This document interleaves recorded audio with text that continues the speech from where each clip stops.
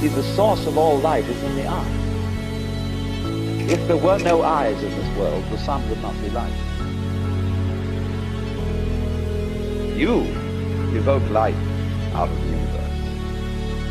In the same way, you, by virtue of having a soft skin, evoke hardness out of wood.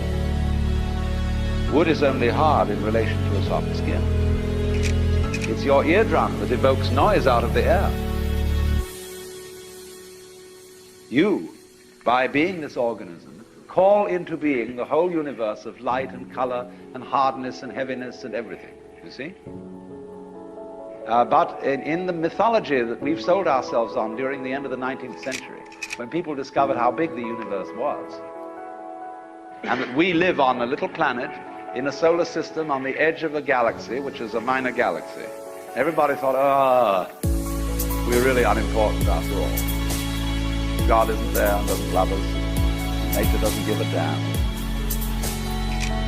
And we put ourselves down, see?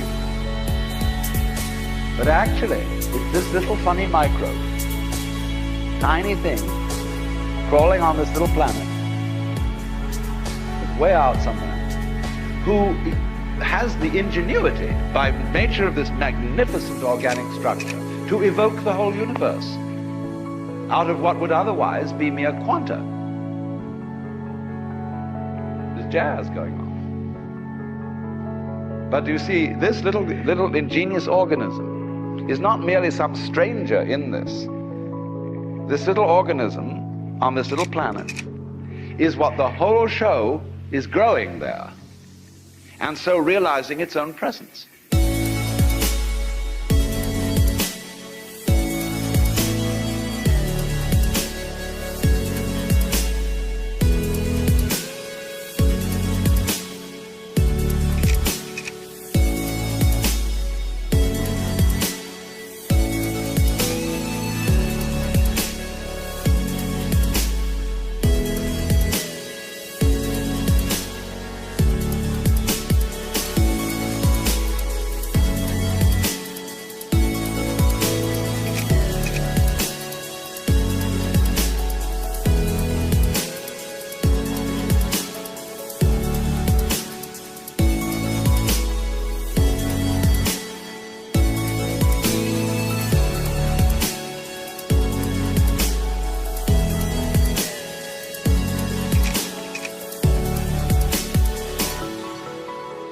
Now, here's the problem.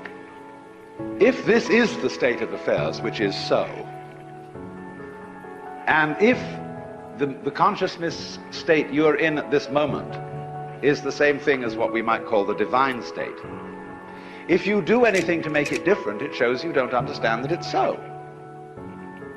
So the moment you start practicing yoga, or praying, or meditating, or indulging in some sort of spiritual cultivation, you are getting in your own way.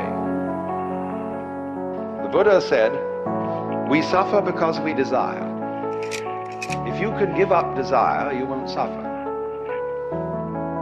But he didn't say that as the last word. He said that as the opening step of a dialogue. Because if you say that to someone, they're going to come back after a while and say, yes, but I'm now desiring not to desire. And so the Buddha will answer, well, at last you're beginning to understand the point.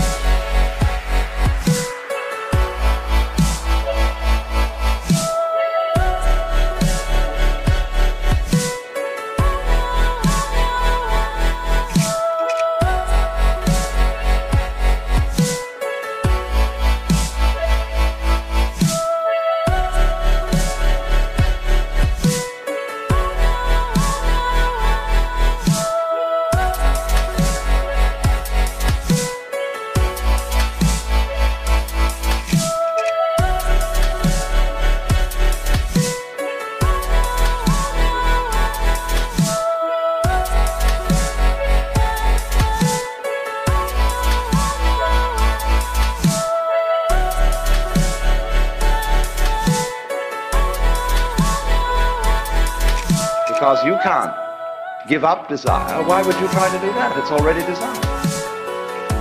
So in the same way, you say, well, you ought to be unselfish. You ought to give up your ego. Let go, relax. Why do you want to do that? Just because it's another way of beating the game, isn't it? The moment you see, you hypothesize that you are different from the universe, you want to get one up on it. But if you try to get one up on the universe, and you're in competition with it, it means you don't understand you are it.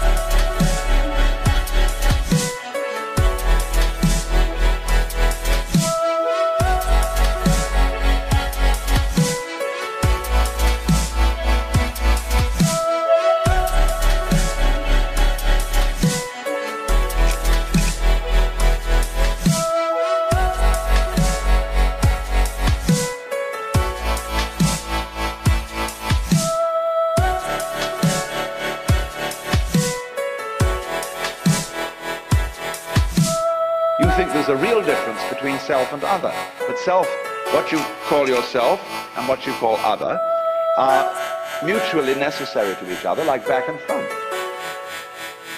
They're really one. But just as a magnet polarizes itself in north and south, but it's all one magnet, so experience polarizes itself as self and other. But it's all one. So if you try to make the North Pole get the mastery of it, or the South Pole get the mastery of the North Pole, you show you don't know what's going on.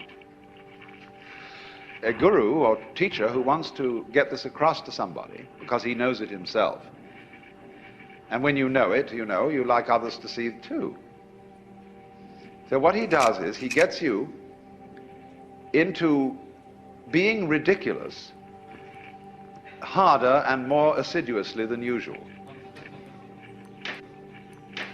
In other words, if you are in a contest with the universe, he's going to stir up that contest until it becomes ridiculous.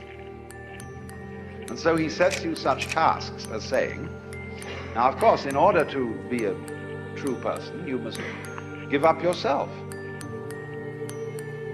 Be unselfish. So the Lord steps down out of heaven and says, the first and great commandment is, thou shalt love the Lord thy God. You must love me. Well, that's a double bind. You can't love on purpose. You can't be sincere purposely. It's like trying not to think of a green elephant while taking medicine. But if a person really tries to do it, so, you know, this is the way Christianity is written. you should be very sorry for your sins. And though everybody knows they're not, but they think they ought to be, and so they go around trying to be penitent or trying to be humble. And they know the more assiduously they practice it, the phonier and phonier the whole thing gets.